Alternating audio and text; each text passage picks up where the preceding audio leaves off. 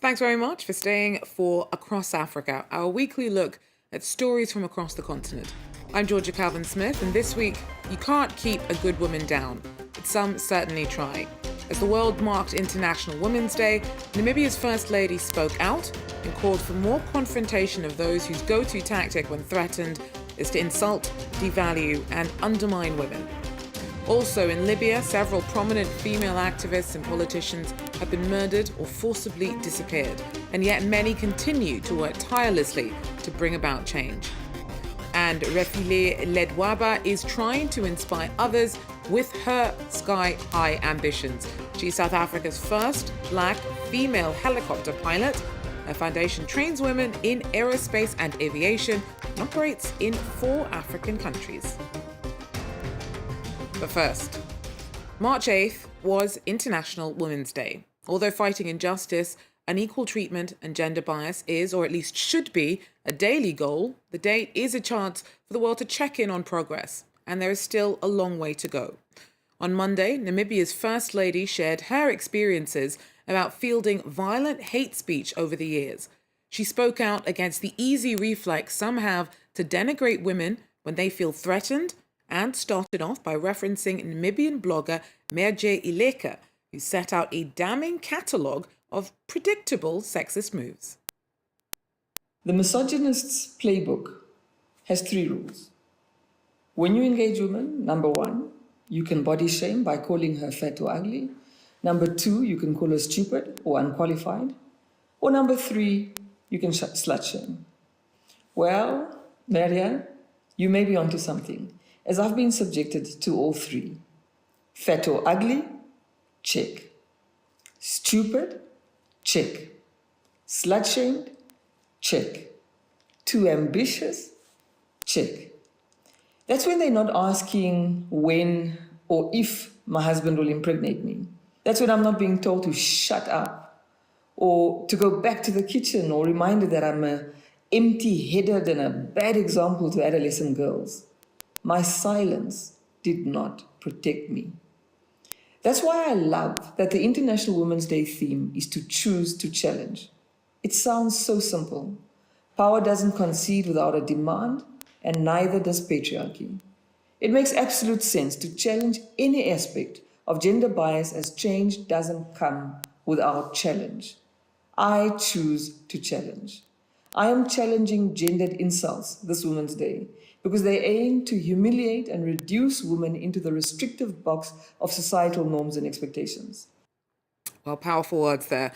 And women who speak up in traditional male areas do take a risk, sometimes a deadly one. In Libya, several prominent female activists and politicians have been murdered or forcibly disappeared, and yet many continue to work tirelessly to bring about change. Our reporters met with one of them. The war has affected my country in many ways. I realized that younger girls whom I teach, in university, this type of war culture affected them mentally. I can see parents waiting for their daughters in front of university because there was no security.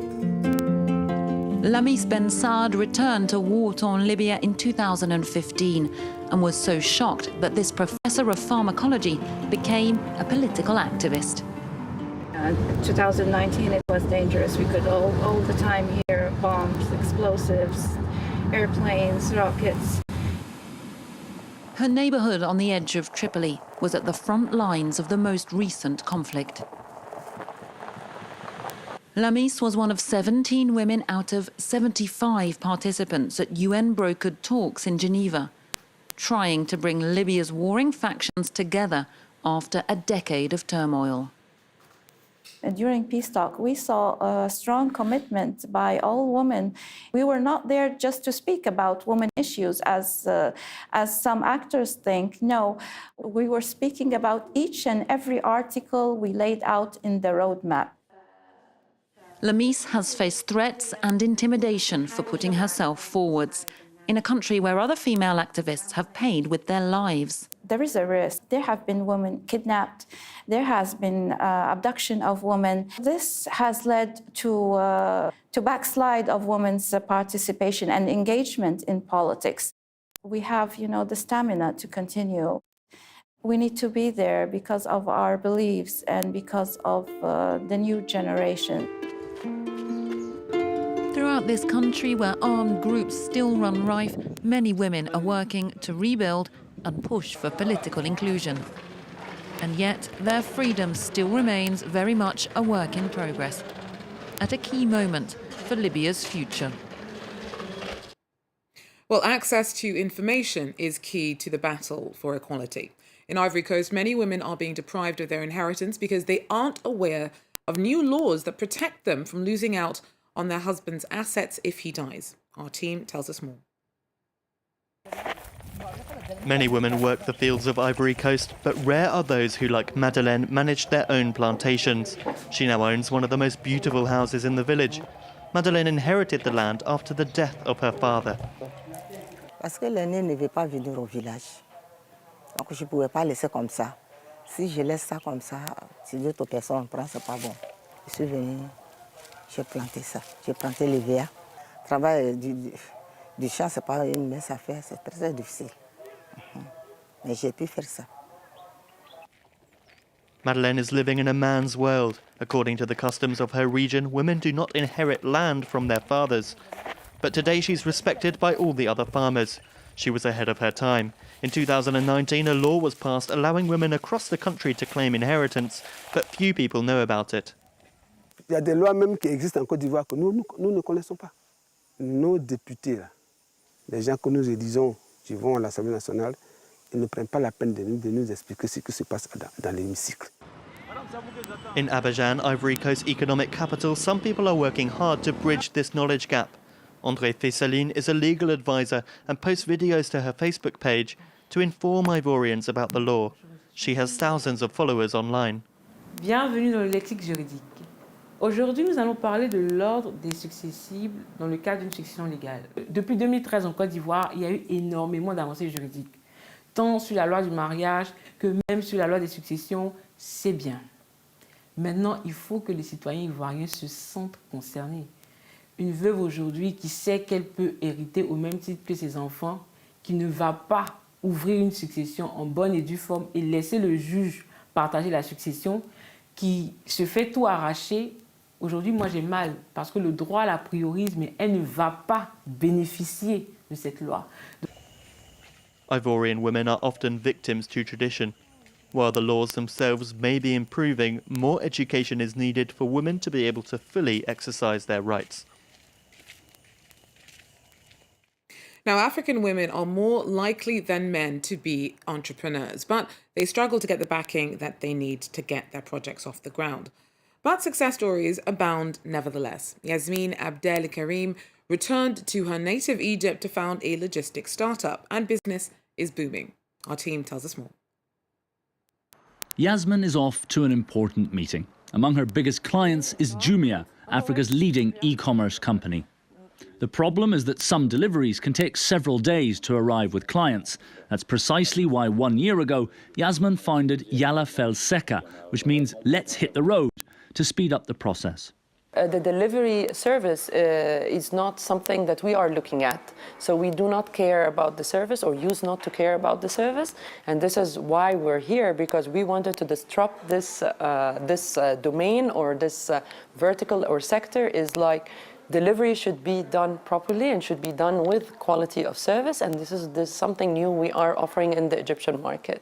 After leaving Harvard 2 years ago, Yasmin managed to raise $3 million to develop her startup. She counts on the reliability and the speed of her delivery drivers to guarantee her service. In a city of 20 million people, where driving a few kilometres can frequently take over an hour. Yalla Fel Seka, or YFS, is surviving on this traffic.